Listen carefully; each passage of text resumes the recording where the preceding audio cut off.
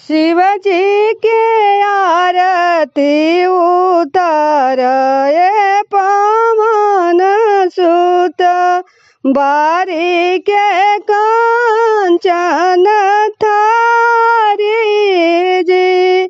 शिव जी के आरती उतार ये पवन सुत बारी के कांचन थारी जी। बस चढ़ल अइल भोला बहुरा हवा है। बस चढ़ल अइल भोला बहुरा हवा है। संघवा में सायल कुमारी जी। संघवा में सायल कुमारी जी। शिव जी के आरती उतार ये पवन सुत बारी के कांचन थारी जी। शिव जी के आरती उतार ये पवन सुत बारी के कांचन थारी जी। घोड़वा चढ़ल अइले राम जी दुल्हवा हो। घोड़वा चढ़ल अइले राम जी दुल्हवा हो। संघवा में जनक दुलारी जी आए। संघवा में जनक दुलारी जी। शिव जी के आरती उतारी ये पवन सुत।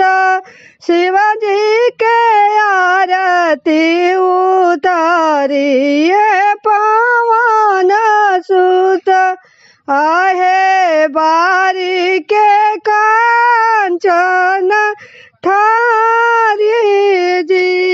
बारी के कांचन थारी जी।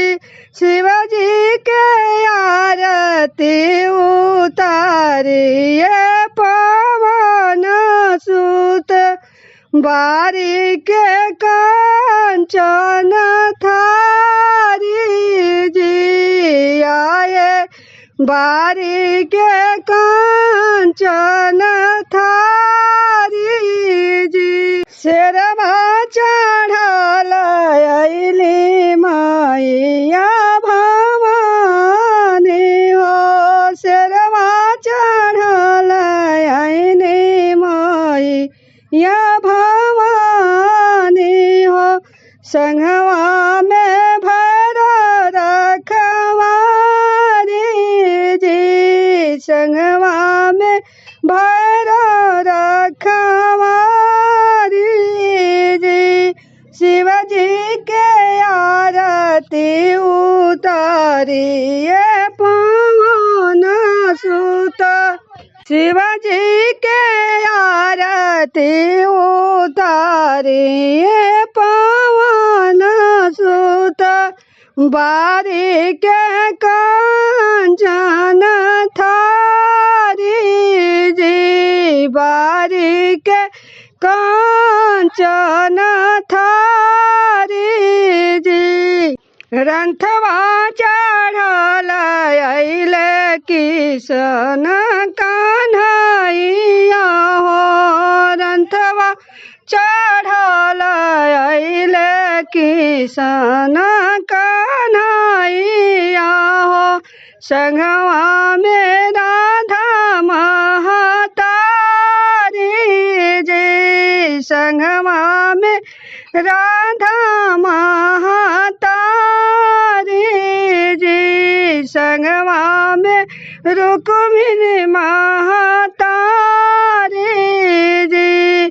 शिवजी के आरती उतारिए पवन सुत शिवजी के आरती उतारिए पवन सुत बारी के कांचन थारी जी बारी के कांचन थारी जी घोड़े